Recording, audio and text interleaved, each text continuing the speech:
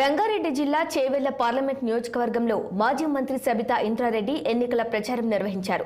తమ సొంత గ్రామమైన కౌకుంటలో గడప గడపకు వెళ్లి ఓట్లు అభ్యర్థించారు. బీఆర్ఎస్ ఎంపీ అభ్యర్థి కాసాని జ్ఞానేశ్వర్ ముదిరాజ్కు మద్దతుగా ఆమె క్యాంపెయిన్ చేశారు.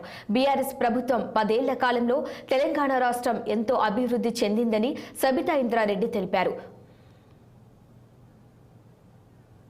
అభివృద్ధి సంక్షేమ కార్యక్రమం దృష్టిలో పెట్టుకొని తెలంగాణ సమస్యల గురించి తెలంగాణ గొంతై పార్లమెంట్లో పోరాడాలంటే అది బీఆర్ఎస్ పార్టీ వల్ల సాధ్యం అవుతుంది.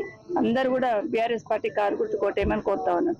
ముఖ్యంగా చెవెళ్ల పార్లమెంట్లో గతంలో ఈరోజు బీజేపీ కాంగ్రెస్ నుండి పోటీ చేస్తున్న అభ్యర్థులు కూడా బీఆర్ఎస్ పార్టీ తరఫున గెలిచిన వాళ్ళే. తెలంగాణ రాష్ట్రం ఏర్పడ్డప్పటి నుండి చెవెళ్ల పార్లమెంట్ అంటే బీఆర్ఎస్కి అనుకూలంగా ఉన్న నియోజకవర్గం అని ఇప్పటికే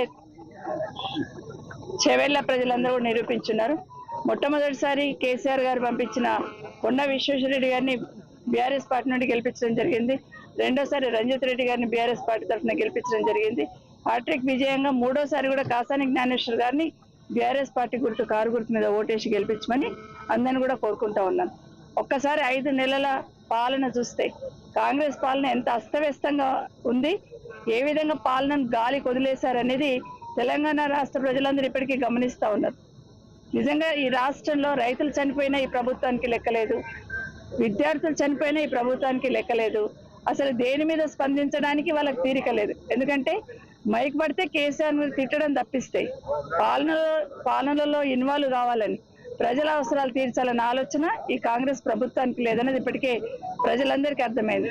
ఇప్పటి వరకు రైతు బంధు లాంటి కార్యక్రమాలు, రైతు బీమా లాంటి కార్యక్రమాలు, కేసీఆర్ కిట్ లాంటి కార్యక్రమాలు ఏ విధంగా వెనుకబడేశారనేది ప్రజలు ఇప్పటికీ ఎక్కడికి వెళ్ళినా